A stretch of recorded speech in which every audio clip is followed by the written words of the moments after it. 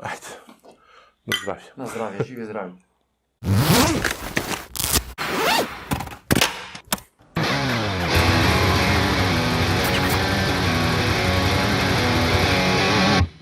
Зима е, на полувреме од празници сме. Тешки делови се вие од годината.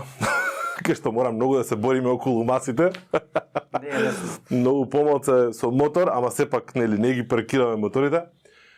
И започнуваме уште една епизода во која што имаме пиво на маса, конечно, повторно, мислам, планиравме, уствари не снимавме, него планиравме да снимаме две зимски епизоди, односно за тоа како да го чувате моторот во зима и како да го возите моторот во зима, ама пусто турско, нити зима дојде прво, пошто имавме 15 степени пред 2 дена надвор. А нити ние стигнавме од многу обврски да го направиме тоа. Како и да е, не ја одложуваме таа тема, можеби ќе биде наскоро, меѓутоа можеби ќе биде и до следната година, ќе видиме здрави. Денеска сме уште еднаш во студио. Индор, каде што имаме само прекрасни уникатни кациги со нас, а немаме мотори, моторите се долу паркирани, односно моторот е долу паркиран. Кој како да, мислев да дојам и јас со мотор, ама требаше опрема да носам многу, пошто ми беше дома и за 5 км. Па да, многу ќе ми беше комплицирано. Како и да е, зборуваме со гостин кој што ја уште пред да уклучам рец на камера не можев да дозборам, не можев да го доиспрашам. Го чекаме веќе неколку месеци да си го докомплетира својот успех, својот подвиг, ама ќе стигнеме до подвигот кој што еве го овде, ама нема да го кажеме сега. Гостин ни е Столе. Столе доволна така или треба да кажам и Само доволно. Многу интересно, јас го запознав Столе во обид да купам мотор од него кој што веќе не го продаваше. Така беше, да. Го имав у фејворитс на огласник ставено и му се јавив, отидов, меѓутоа тогаш он ни раскажа како вози, што вози, за мене тој мотор беше преголем залак за почетник и не се одлучив на тој потек. Неколку години подоцна судбината моторџеска не спои. Не сакајки. Не сакајки. Столе, ајде на кратко, кој си, што си приватно и професионално и постоа нели малце увертира за ти и мотори. Што сум по струка? Што си по струка, да. Значи сум дипломиран филолог, германист, со англиски јазик, магистар по спортски менеджмент и туризам. Откако знам за себе сум во спорт од своја 6-та година, започнав како пливач, последниве 20 години сум целосно посветен на триатлонот. Долги години, поточно 16 години бев апсолутен шампион на Македонија во спринт и олимписки триатлон. Од 2015-16 година, веќе значи 5-6 години сум кон оние долги триатлони, познати по меѓународот како Ironman трки.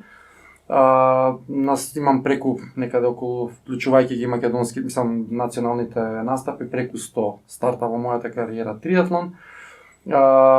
Пасија ми се моторите, уште откако знам за себе, интензивно возам веќе 15, 13, 14 години. Говорам сериозно возење, значи со доста километри. Работам како професор по германски во средното училиште Шаип Јусуф. Работам како кондиционен тренер, вработен сум и во Палестра фитнес центарот во Изгейт мол. И нормално во клубот каде што членувам веќе 20 години сум тренер и селектор на триатлон репрезентација на Македонија.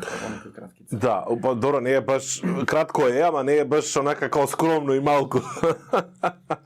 Супер, ако можам некако да направам поврзување, да направам обединување на сите работи што ги работиш, во суштина ќе сватиме дека Столе е поврзан со endurance, со издржливост. Така некако ќе има да е. Секогаш ме фасцинирала, дури и кога ќе ме прашаат и во некои спортски интервјуа, секогаш бил моментот како баш овој спорт долги години, па можам да кажам последниве 4-5 години зима некаков замавка нас, иначе беше no-name. Се инспирирав од поранешни ретроспективи што ги даваа на Евроспорт. Значи секогаш бев воодушевен на нивната издржливост на тие атлети. Да, бев како пливач, дури во пливање повеќе ми лежа долги патејќи 800-1500 метри, оние најдолгите базенски. И всушност бев попуничок, имав желба да ослабам, почнав да возам маунтин байк, рекреативно да трчам по 3-4 пати неделно на кеј и некаде 98-99 година тоа стана се поинтензивно и поинтензивно, на некои 14-15 години.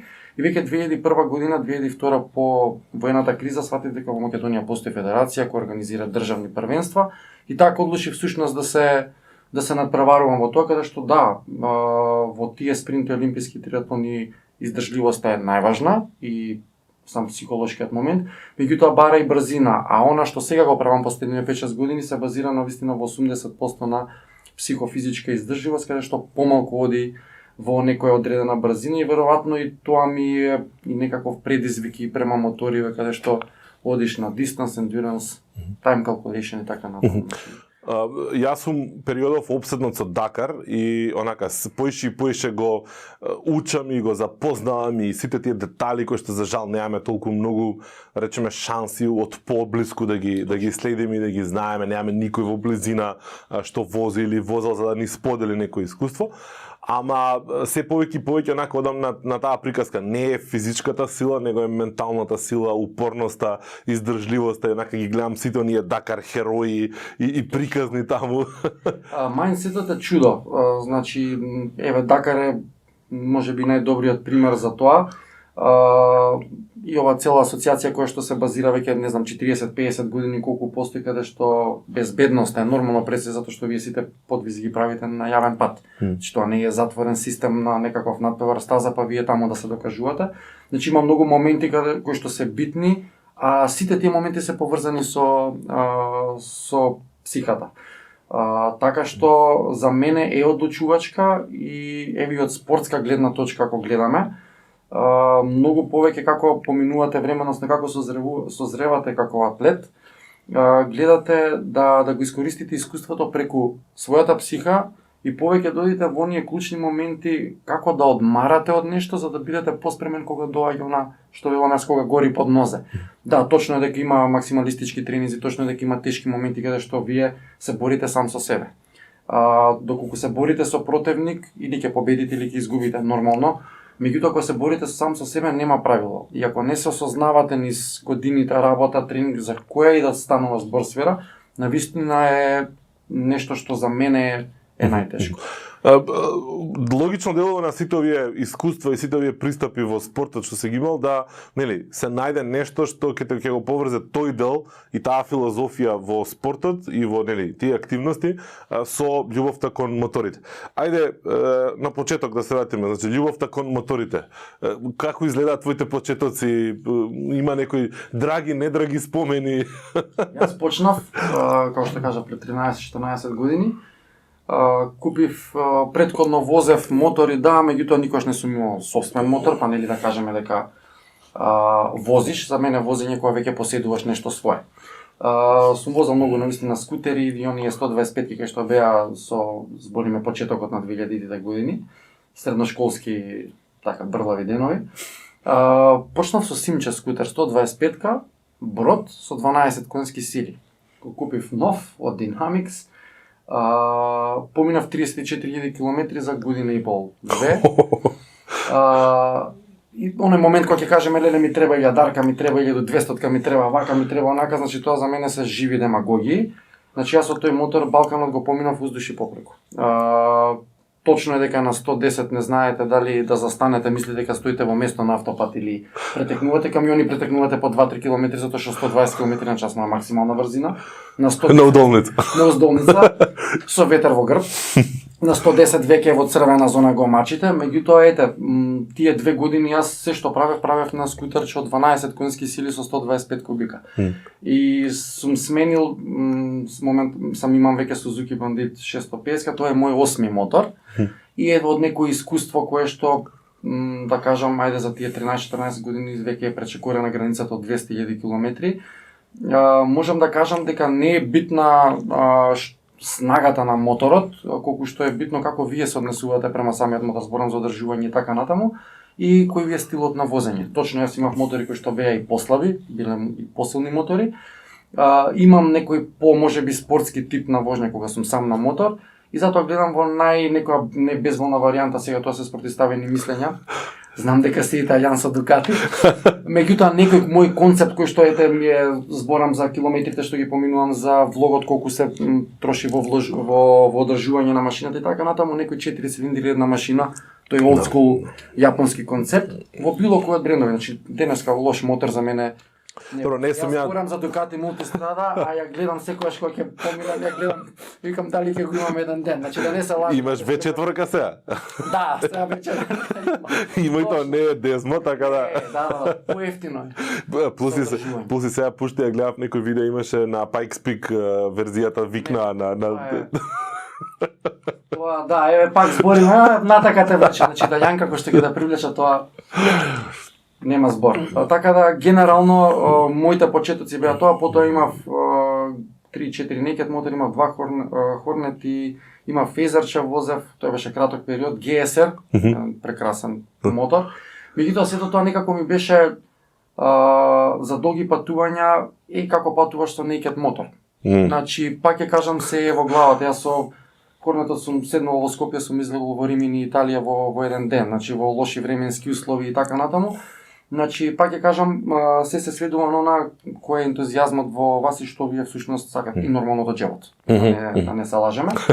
Па потоа отидов, ајде ме искочи, викам Вестром Туринг мотор 650-ка, кога сватив дека тој мотор да, не постои подобар middleweight турер, зборам за некој Golf двојка. Така. Значи палиш, возиш, не се замараш со ништо. Меѓутоа едноставно мотор кој што кога возиш 150, 60, 170 пат на брзина, мене ми троши на некој начин повеќе улје од бензин. Реков ова не е за мене, пак ќе кажам безпрекорен мотор, меѓутоа не е за таков тип на возење. И јадарка не можев тогаш да си дозволам. Ми искочи комбинација за Бандитов и во него имам на некој начин од се по нешто. Бандитот го имаше стотката од GSR-от, претпоставувам, така? 650-ка е. 650. Да, нешто по слаба машина, 86 коња, фабрички има родограни, така да 90-92, сосема доволно. Има патна брзина, каде што вие не се замарате со дали го мачите моторот на 170 или троши улје. Благодарна машина за одржување, едноставно супер турер моторче, значи баш спортски турер. Middleweight кој што е докажан ево 63-4000, као да има 20.000, мислам работи безпрекорно. Мотивацијата, причината, чекањето за да стигнеш од да го правиме овој муабет, иако веќе 2-3 месеци се спремаме, некаде таму од август ми се чини дека првиот пат беше, крај на август беше. Сагата која што го поврзува, нели, твојот ендуранс дух со издржливоста на мотор. Зборуваш и сега дека возиш и долги патеки во еден ден до ваму, до таму. Ако добро знам, од она што ми раскажуваше мене, всушност одиш на надпревари, најчесто Моторбајк го возам и својот велосипед позади. Да.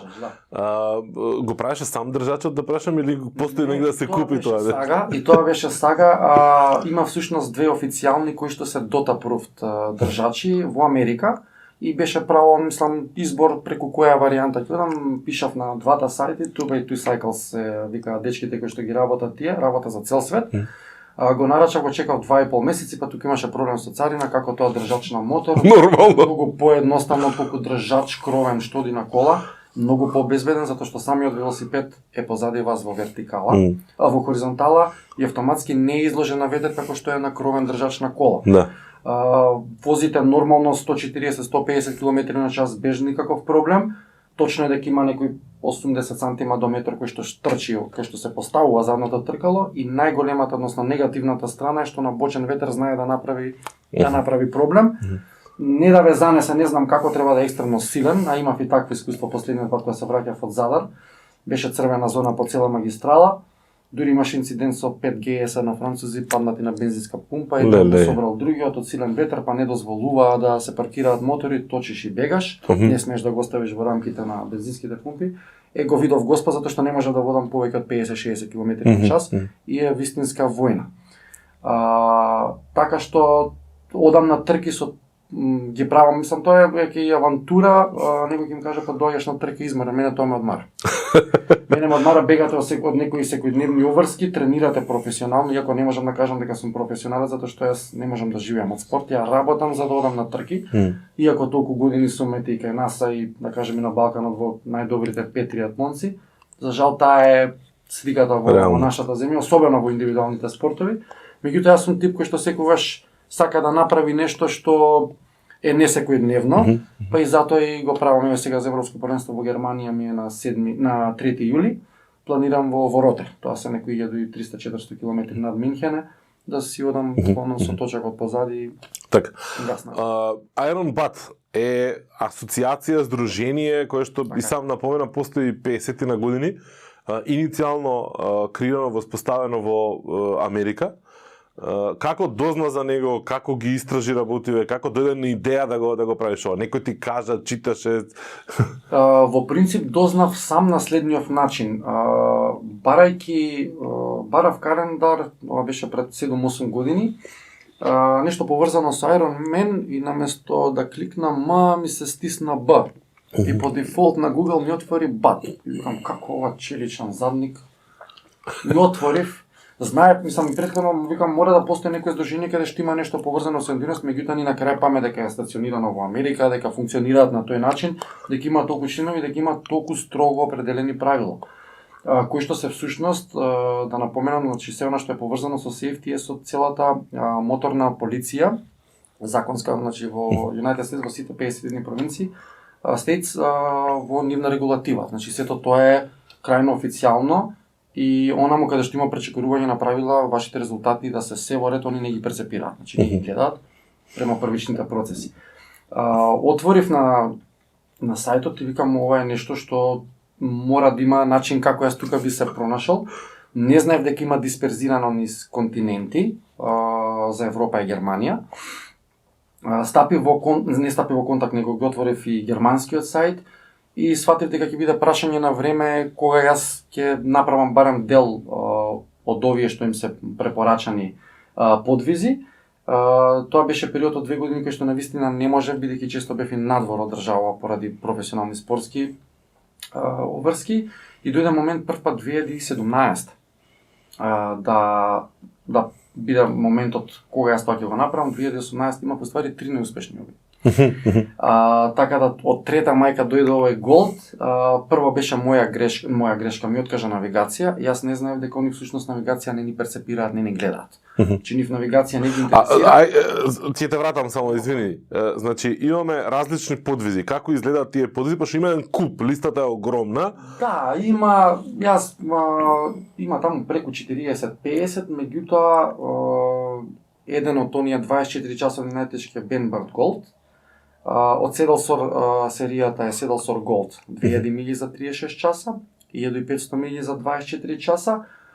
И они имаат, сега тоа е Америка, значи тоа е огромна површина каде што баш и оној пример што го спомнав ви од Њујорк до или не знам каде до Лос Анџелес. Од брег до брег, да. Имате 4500 наутички милји, што се 6000 милји. И имате многу сте во своја земја, на свој континент да кажам. Немате такви процедури и логистики за тоа како што би го правиле на територија на Европа. Кај нив тие подвизи се направени и прилагодени спрема нивните, да кажам, патишта и можности. Би ги одвел тие три, они се поделени на Benbird серии и Седелсор, оние што се достапни на сите 7 континенти. Се одлучив за овие затоа што ми беа некако најизводливи спрема нашево поднебје од аспект на тоа каде вие можете да испланирате рутата. Значи не само да тргнете, слушав коментари, ја имам извозено 2000 км, да, во ред може и 4000 км да имаш извожено, меѓутоа има строго определени правила како се до тоа функционира и првично е колку вие сте спремен за тоа, затоа што не податок што го кажав на тој годишен ньюслетер што го вадат, грубо од 100 обиди 95 се неуспешни. 5-6 до 10 паѓаат само на технички проблем на моторот, да их спричини, а остатокот е главно на психофизички проблем кој што настанува генерално според нивните статистики и истражувања после 17-18 час. И како моторџија кој што исто така поминува по патишта, претпоставам дека знаеш дека многу полесно можеш да заспиеш кога си умора на мотор, отколку во кола. На луѓето не им се верува, кога имаш повеќе опции како да се извадиш од некоја криза, на мотор да застанеш. Меѓутоа застанување тука може да биде и губење на време, зависи во кој дел застануваш, значи зависи како си во однос на времето кое што е зададено за поминатите километри и целиот оној концепт што они го кажуваат time endurance и time management, значи менаџирањето на време, е всушност клучно и никој не може кога објаснуваш некому да сватиш дека паузите се клучни. Дека на паузите ако си издржлив можеш да добиеш многу и они ги викаат slow motion pit stop.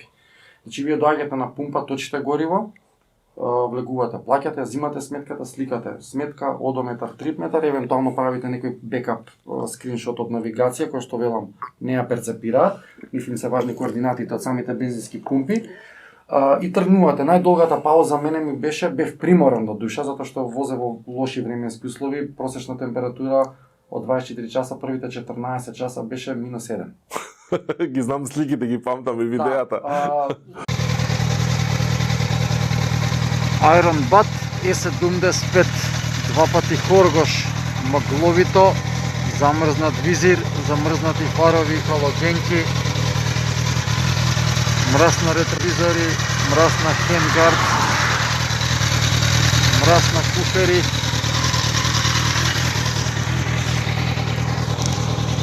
мраз на кишно, но нешто кога вистински се сака, нема пречки.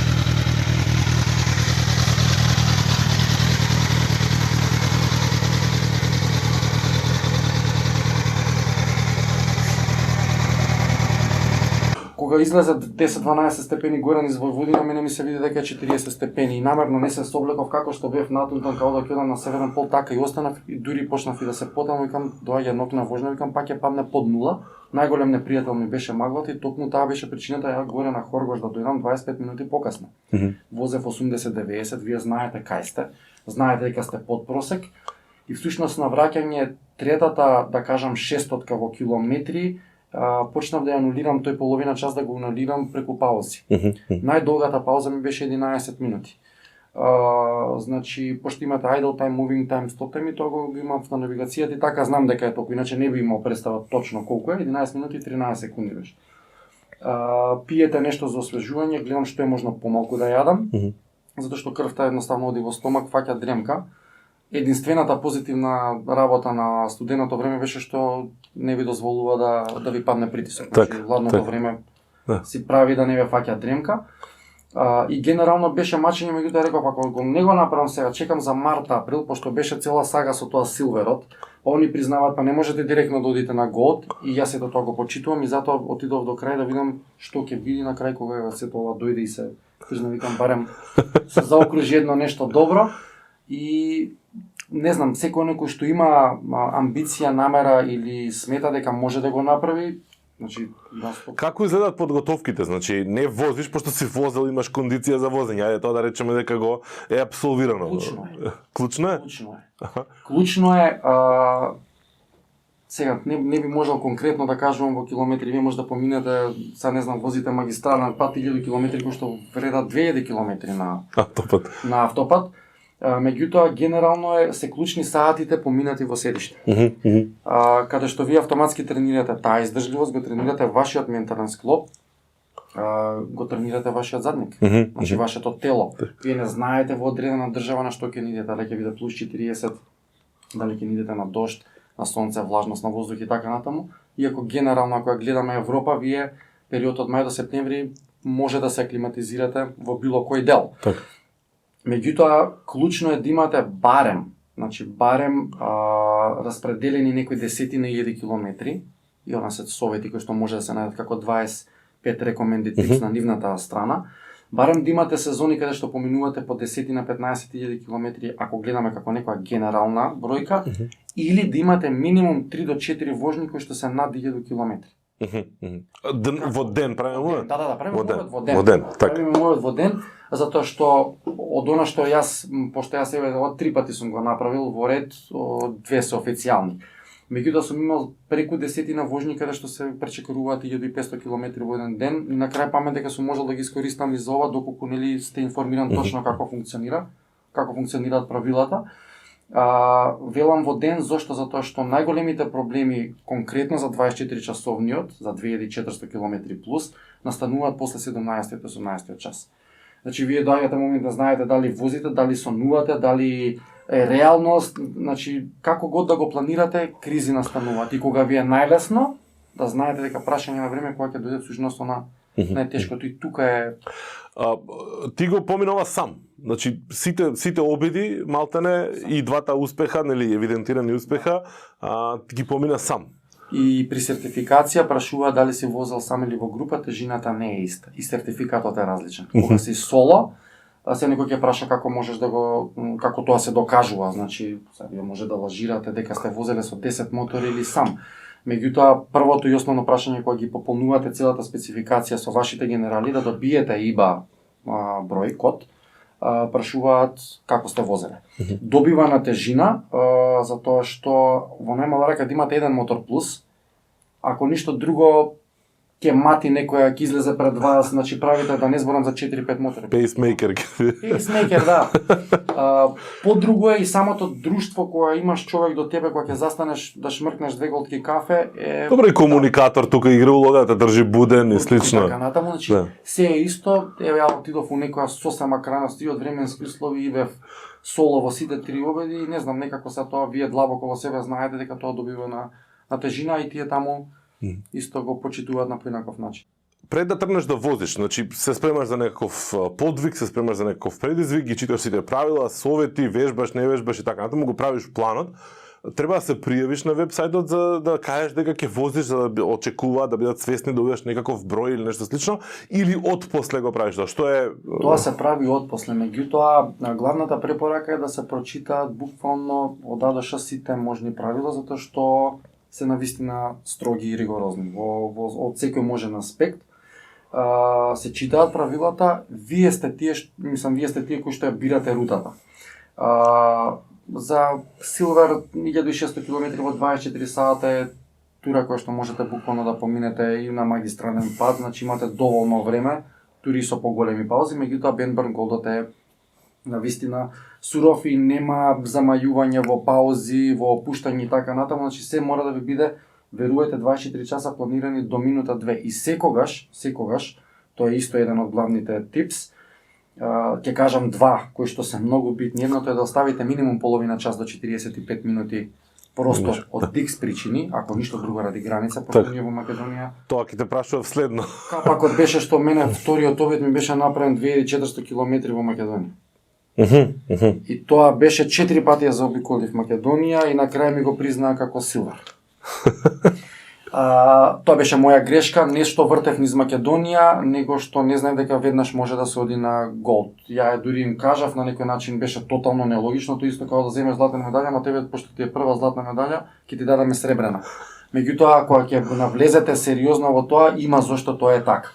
И едноставно немате никакво право да им замерите за тоа. Чекај да те исправам, што погрешно рече, не можеш да одиш директно на Голд, пошто у една реченица на почетокот го рече погрешно, ненамерно. Не можеш да одиш на Голд додека немаш Силвер, тоа да го појаснам. Да, не можеш да одиш на Голд додека немаш претходно Силвер, односно 1000-1600 км во 24.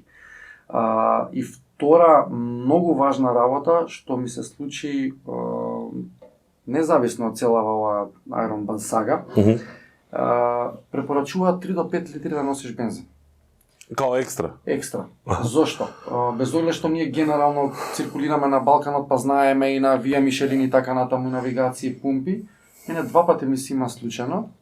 Знаете колку е дометот при одредена, еве, например, има 20 литра резервар, ќе поминам 300 км, па веќе на 240 до 260 км во зависност која брзина водите, ќе барам. На прва пумпа застанува.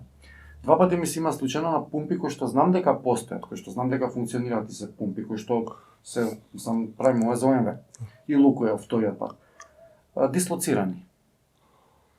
И после што се случува? Вие сте возеле 140-150 некоја нормална патна брзина и вика нареден стоп е 50-60 км. Мораш да... Веќе во вас настанува еден друг адреналин, возиш 80-90 во 6 за да ти троши 4.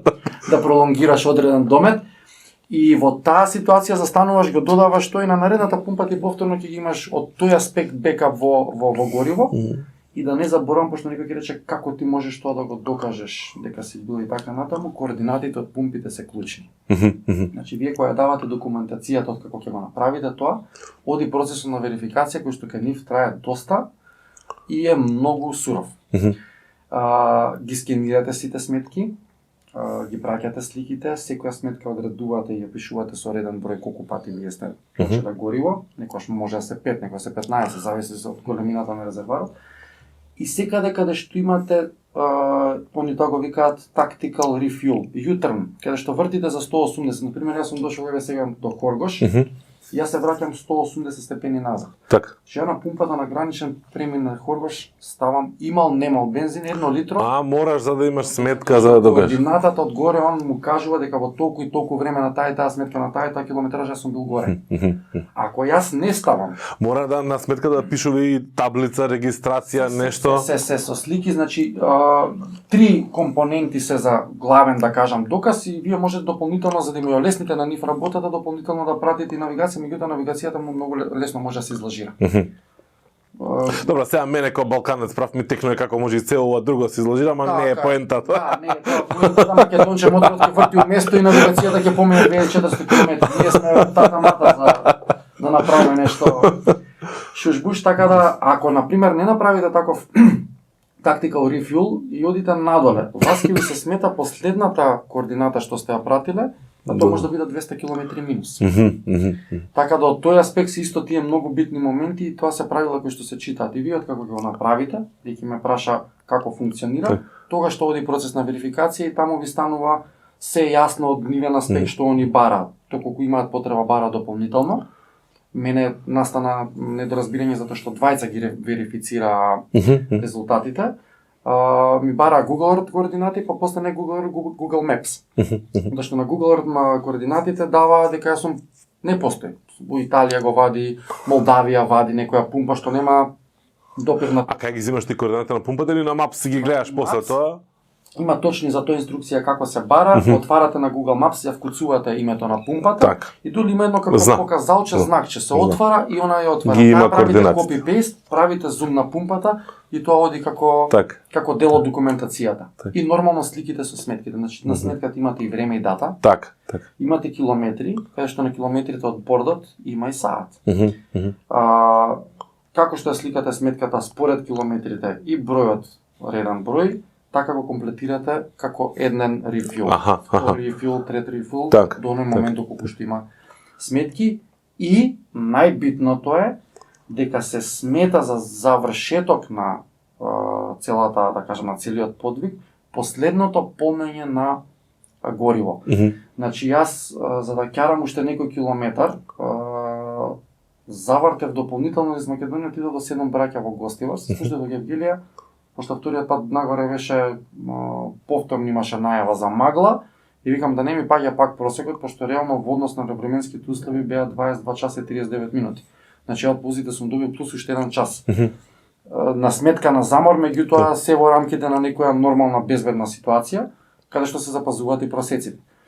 И мора да имате, затоа што јас на пример сум завртал кај 7 браќа во Гостивар и отидов до Куманово. На Мак Петров што е пред 10 на километри.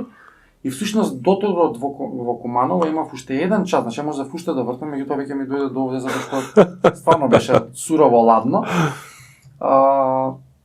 Таа сметка ви е всушност завршетокот на финишот на подвигот. Ја имав уште некој час и 20 на минути, реков сосема е доволно, се враќам назад. Знаев 99% веќе по трет пат како може да кикснам. Знаев дека имам бекап и во километри и во навигација. И никогаш да не гледате борд на самиот мотор. Краде? Особено јапонските мотори крадат. Мојата Ямаха крадеше и го меревме во една ситуација, низ Балкан возевме, мислам дека 2% мислам дека крадеше. Јас на навигација на борд возите пример 145, на GPS ми покажува 134, реално е 138-139. Значи и сега вие кога ќе направите на 100 км тоа е разлика. А добро, како ја мериш реалната тогаш? Кој мери, како мери реалната? Времето на координати од пумпа до пумпа во moving time. И они бараат навигацијата. Навигацијата па не мери тунел. Да. Значи GPS ако е одометар, он во тунелот останува на вредност пред влезот во тунелот. Да, пошто губи сигнал. Во тунелот го прифаќа и сега вие во тие има нагоре тунели, мене ми со 18 км поминати во тунели. Не ги регистрира. И они гледаат километражата на GPS, километражата на бордот и јас секогаш имам бекап од 50-60 км. Затоа што 2413 км се 1500 милји. 2413 км на бордот кога ги направив на мотор Мене на GPS ми беа 2338. И са плюс 18, значи па имаше 50 км разлика. Так. И они вика за да бидете сигурни, направете плюс уште 50 до 80 км. И всушност вие правите 2500. Така. Неколку пати спомнуваше нели прават мечинг, прават просечна брзина и след. Ти не смееш да ги надминеш просечните брзини дозволени на автопат, законски дозволени или како оди тоа? Во никој случај. Значи они доколку се убави временски услови, дека и да сакате не можете тоа да го направите, меѓутоа да кажеме некој па добро може да ги изводиш за 19-20 сати, тоа е 110-115, изводам 140 просек. Да видиш 140 просек треба се константно на 170. Да, со се застанување граници, чудо бензински, значи, да, не. 170 треба ти е просек. Висиш на конец од полиција без оглед што ти може ќе се објасни што правиш. А еве да кажеме дека се ќе помине во најдобар ред и ти ќе ги помине за 20 часа. Иако тоа е тешко возможно затоа што ќе луташ по пумпи затоа што од 250 ќе ти се смета, мислам ќе ти се намали рейндж, да. Рейндж на 200 км ќе почне да фаќа паника, ќе губиш време. Така да подобро е просек од некој 130-140, каде што ќе имаш помалку застанување, затоа што застанувањата се клучни за губење, односно добивање време. И тука е целата игра на издржливост. И они тие резултати не ги прифаќаат. Они ако вие дадете вредност, на пример, јас сум го поминал за 19 или 20 сати, што во пракса е изводливо, едноставно не ги прегледуваат. Значи тоа е според сите можни правила, они и проверуваат во каде си возел. Значи, така. Види дека во Србија е 130, во Хрватска е 130, во 90% Европа е 130. Така, добро, Германија ќе исклучиме и другото свет е. Така, ама и таму, ако е автобан на лимит, значи таму си имаат они до каде што смеш и они не ги прифаќаат, тоа е јасно и гласно најавено затоа што ни си се со US Police мотор, значи безбедносно законски регулирано све. И затоа обстоеле 50 години, имаат и толку историја позади нив. Така да не е се во брзината, ке нив е safety, endurance, focus и time. Тие се тие 4. Добро, други луѓе во околинава. Ти си прв единствен македонец со вакво признание. Сега за сега се надеваме дека може би ова ќе инспирира некој, да, за некој следен подвиг, може ќе му правиш друштво на некој следен да го направи. Да, ќе помогна логистички во секој случај. Знаеш за други од Балканов, од регионов, може би Европа?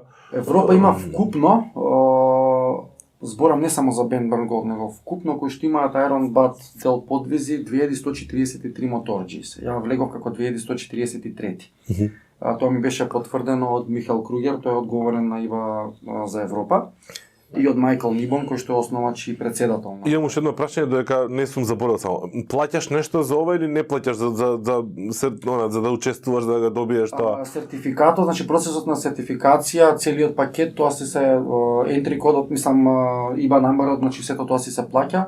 Тоа е 40 на евра е целокупниот пакет и нормално вика дали ти плаќаат за бензин, човек, ти тоа го правиш на своја рака за себе, не за да биде не знам што, така што вреди кога на крај кога ќе се сведе чекањето, целиот вреди затоа што навистина. Така. Значи, у принцип, трошокот надвор од твоето возење е 40 евра за да ги добиеш сите тие, нели? Тој пакет. Тој пакет, добро. Символична. Апсолутно. Мислам некој треба да работи да ги провери сите тие работи и слично. Верувајте, има многу работа. Така. Значи има многу работа.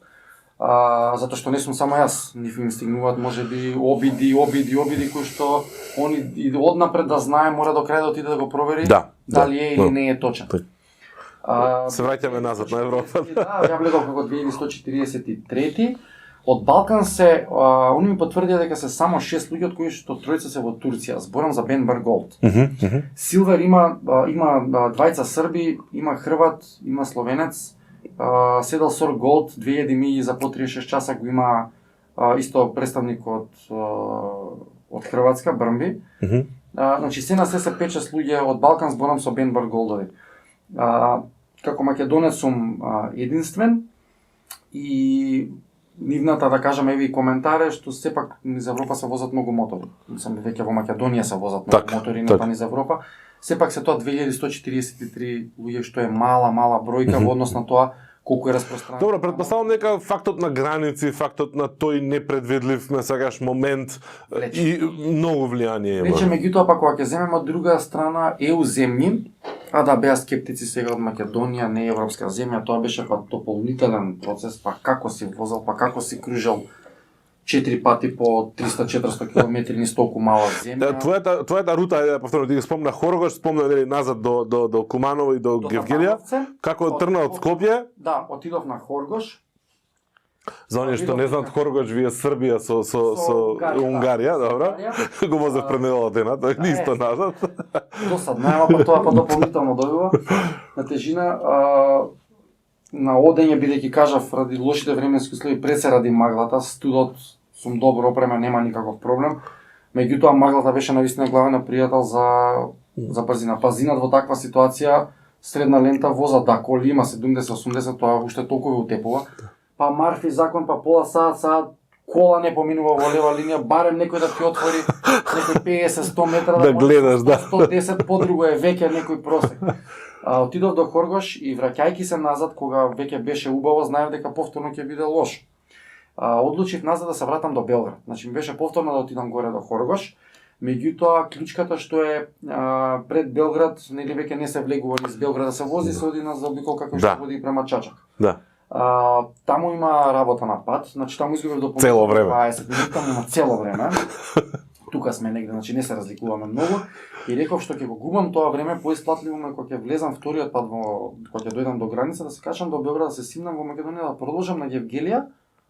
Јутрен правам на доле на граница, идам на 7 браќа јутр на Куманово и веќе мене ми беше рутата, доколку нели сега тука има еден момент кој што стално ви работи дека во мал мозок техничкиот аспект на моторот. Значи се случува.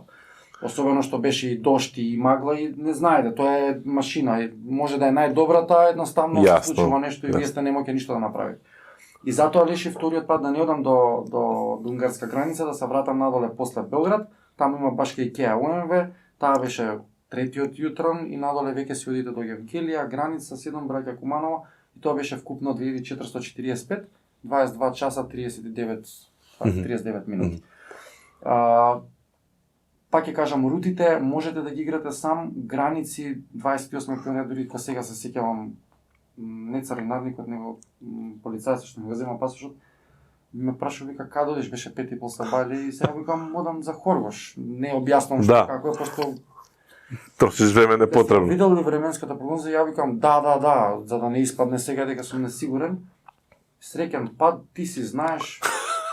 Се прекрсти. 2-3 километри тука кај исклучокот што е према постграничниот премин за Бујановац, беше окей. Мислам, намалена видливост, ама окей, вози 140 нормално. Викам, човеков или од негде доаѓал па знае на смена бил, или викам му било чудно што временски услови се. Не помина 50 дни кога влегов во едно тесто, викам. Сега знам што проблема. Прогноза што го мало. Добре, мислам дека тој дел тука кај Грданичка крисува и после Грданичка крисува, значи и сред лето да е и бел ден да е све, или дожд, или магла, или Само, тоа е, јас сум си така по природа малце малер, нема ништо да помине да каже да биде идеално, мада освен да кажам дека од технички аспект, да, моторот не е стварно километри поминати е безпрекорна машинче. Така. Ајде сега вака, значи помина ова, имаше нели од август навака еден обид, па ти го признаа за силвер, не за голд, па научи една лекција, па го повтори уште еднаш. Па имаше сага да ги добиеш овие сертификати, уште не ти се стигнати тие другите. Не е целосен пакетот. Го разделен е нашите пошти, нели, како што ги знаеме, многу ефективно работат. Пак е ендуранс во прашање. Али опет ендуранс со пошта, македонска пошта и царина. Да. Добро, во суштина живот во Македонија е еден ендуранс на свој начин. Играње на нерви, да. 2022 сме. Зимава баш и не е зима. Не знам дали ќе дочекаме нешто малце повеќе зима. Има снег, чубаво е. Да, би и јас се надевам и сакам. Меѓутоа има следен чекор, има следен предизвик, имаш нешто во план, на ум, или тоа е тоа сега за сега, среќен си, прв си докажал, на кого докажаш? На себе, на други? На себе, никогаш, затоа што сум, барем од тој фер плей од спортот ми останало. Некој може би ќе каже, добро, тоа е некаков престиж, докажување, да, меѓутоа сакам да докажам за себе, она што го правам сега во последно време, каде што и работните врски не ми дозволуваат баш да функционирам како што сум функционирал претходно, што си го платив и со одредена доза и со здравје. го правам за себе, за моја лична сатисфакција, бидејќи ме храни. Мене ми самиот адреналин и тој момент на тие, да кажам, себе докажувања ми е некаков издувен вентил и ми влие позитивно во ова некое време, не време. Особено последниве 2 години со цела ова COVID-19 слика. Имам многу планови, имам многу идеи, меѓутоа веруе бара логистика, бара финанси. Значи следно сакам да го правам Седелсор Голд, веќе имам потполно право да додам директно на тоа. Тоа е 2000 мили за помалку 36 часа. И сега некој ќе каже безбедност. Да, имаше пример, мој пријател каже, чекај вика камионџи воза 4 сата или 6 или 8 на такограф мора да одспие 8 сата. Каде е тука безбедноста, каде? Тоа е оној момент кој што секој кој што е заинтересиран, решен или мисли дека може читање како Библија правилата, затоа што таму има за секој позитивен чекор што да очекуваш негативно. И на крај самиот ти си командант и свесен дали нешто можеш или не можеш да го направиш од X причини, не само психофизички. Еле велам финансиски, така натаму. Има тоа една предобра 10 дена, 10.000 мили го спомнав. Да. Тоа се 10 силвера во 10 дена, да, возиш 14-15 сата, 9-10 спиеш. Е нешто што многу вреди да го имаш ако си навлечен на тоа. Меѓутоа бара друго време, друга логистика, тоа не можете да го правите, значи тоа треба уздуши попреку да поминеш Европа. Еве и Нордкап да го возиш, бидејќи ние имаме и луѓе што го извозиле со сета почет Нордкап, меѓутоа има и многу шминкери кои што го возат по 20 дена, да ќе кажат поминале 10.000 километри. Меѓутоа не можеш за тоа. Добро, имаш Нордкап за сиромашни и Нордкап за луѓе што не им се проблем финанси. Да, па ќе кариш на спије, ќе го возиш за 5-6 дена и ќе го скачиш. Да, тоа ми е некоја понатаму замисла кога можеби би бил некако организацијски по-слободен на 50 на години, ако ме држи овој дух и психа, се надевам ќе ме држи. А за ова 2022 план ми е Седелсор Голд. И после би направил пауза затоа што се она што е под Диба Джермани најсуровото веќе би го имал. Тој би бил возможен пак тука некаде во регион или би отишол да речеме не знам во Германија и би свртал гезма.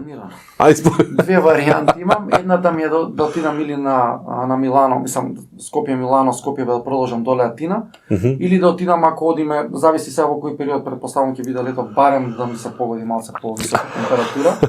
Дождови тоа 100% ќе има, или да отидам пример низ Австрија, Германија некаде, Минхен и да се спуштам доле да го врземе со Александрополис, Истанбул. Значи тоа се веќе 3200-300 километри, оставате 100 километри резерва и веќе тоа би било една од тие две варијанти, да. Битно е бидејќи се правија кризава со коронава трае. Многу е битна логистиката, каде е корона, мислам каде е PCR тест, каде се вакцинации, во која зона сме, дали сме црвена, портокалова на зараза, затоа што може вие да тргнете, вие и од тоа треба да имате бекап. Да се смени, Ако сте вратени, што понатака да не се разочарате како да улетате со некоја втора варијанта. Така што ако имаше некоја варијанта од тој аспект, мада Србија знаев дека немаше ни проблеми со вакцинација, ни со ништо. Меѓутоа, еве, доколку сум се одлучил да влезам во Маđарска, да имате бекап да ако ве вратат, дали ќе влезете Хрватска, дали Бугарија, ќе небитно каде, мора да се има во секој момент варијанта Б. Супер, мене овој птен ме радува. Мислам, ја не сум поборник и љубител на возење на автопат и се, меѓутоа кога кога имаш ваков еден предизвик, мислам да, окей, можеби да си во Америка и ќе можеш да возиш и по регионални патишта и ќе имаш простор, да имаш граници и се, и нема зависи толку многу од локален сообраќај и така натаму, меѓутоа ние сме во Европа, имаме преубави патишта што не се автопатишта, имаме преубави автопатишта, да бидеме реални. Ама кога има сам по себе еден таков предизвик, на таков 24-36 часовен предизвик, звучи изводливо, звучи во смисло на тоа примамливо. Значи, окей, добро, не возам цела година, не возам за да уживам у патот, возам за да го извозам предизвикот. Точно, да, има голема, има разлика. Знаеш како, Даре, има моменти каде што луѓе свесен си дел од тоа, или мене ми беше криво, ќе ми беше големо чест и задоволство доколку барем дел од сегментот го направивме лайв. Ќе договориме следно. Да Седелсор Голд. Ќе беше интересно затоа што буквално е во моментот на со сите тие временски услови, ќе имаш GoPro снимка и сето тоа. Има многу луѓе кај нас кои што возат. Знаеме сами дека во голема мера оние, морам да ги кажам семафорџи, тие 10-20% што навистина уживаат. Не видов колку реакции имаше на твојот статус за нова година, за први. За мерија па го тргнав. Да. За мерија блиски луѓе, али јас стојам за тоа. Добро, има и реални возачи што одат на први, затоа се повлеков. Работата е што на вистина некако све стана, еве ќе ги трнеме моторите на страна. Ќе зборам за спорт. Се стана шминкерство, трендсетърство, инфлуенсерство, сите сте херои на Инстаграм, а резултати по 15-20 години стојат недопрени во различни спортови. Значи тоа се веќе изместени лажни вредности за мене. Исто и со моторите, бил вамо ќе се слика и тоа е тоа. Така да оние 10-20%, пошто ја познавам многу луѓе кои што живеат и многу возат и многу поминуваат, всушност немаш ни да ги видиш дека се уживатели во тоа што го прават. За своја душа. Просекот го кварат сите оние што се, да кажам, трендсетери во овие две тркала за спорт, и се надевам дека некој ќе биде како некој позитивен момент, предизвик и така натаму да имаме што повеќе, бидејќи мислам, знам и лично дечки кои што би можеле тоа да го направат, да издржат. Не е лесно, меѓутоа ако треба и со 2-3 мотори, поминува полесно. Така. Столе, јас ти благодарам екстремно многу и прво за издржливоста од првиот муабет до денеска до снимањето. 4 месеци. И се надевам дека твојата издржливост ќе дочека уште еден убав крај, а тоа е од пошта да ти стигнат и останатиот дел од работите. Се надевам ќе видиш. Фала да речи, чести задоволство за одвоеното време и за професионалноста и за твоето трпение и со целото тоа најава, признаваат, не признаваат ова име, па морав да праќам и дека тоа е во тек. Се надевам дека во некоја наредна прилика ќе имаме некој лајф од јас со задоволство иако имав некој мини обид да бидам дел од твоето возење ова последно кога го доби златниот сертификат, меѓутоа сплет на околности, обврски, работа не беше возможно, меѓутоа пак ќе кажам, не обожавам да возам на автопат, меѓутоа ако имаш друга цел, си го сетираш мозокот така и функционираш. Значи, не знам, во една ситуација на еден собир, правиме муабит, доаѓа некој постар човек што вози мотори многу подолго од мене и од другарот со кој што бевме заедно, и кога првото прашање беше као што возите, како возите, нешто муабет едно друго, и колку сте извозеле најмногу, и ние се гледаме и себе, онака као што знам 700-800 км еден ден. Деме као јас сум изволел, не знам, 1500. И викам, добро, окей, на автопат. Да, на автопат. Па ние не возиме на автопат, ме знаеш. Значи ние сме ги возеле на регионални, на планини, на чуда врагови на сега. И сме ги уживале, не дека ти не можеш да ги уживаш на автопат, ама не е исто. Монотоно и ја обично кога можам бегам од автопат. Слушаш музика, имаш нешто во слушалки, имаш нешто? Ништо, само ветерот. Само ветер, а? Тоа сакам да прашам преска за боре. Само тоа. Столе, фала ти на муабет. Јас се надам дека издржа и овие што го гледаат ова видео до крај. И дека можеби некој од вас се инспирирал. Столе е достапен за совети, препораки, искуства, како на минус XY да успееш да извозиш. Се си на свој. Многу, јас ги убацам веројатно да сега и сте виделе, ги убацивме видеата и сликите од тој негов подвиг. До некоја следна прилика се гледаме на патиштата. Мојата порака секој пат на крај на секој видео е возете безбедно и уживајте. Поздрав.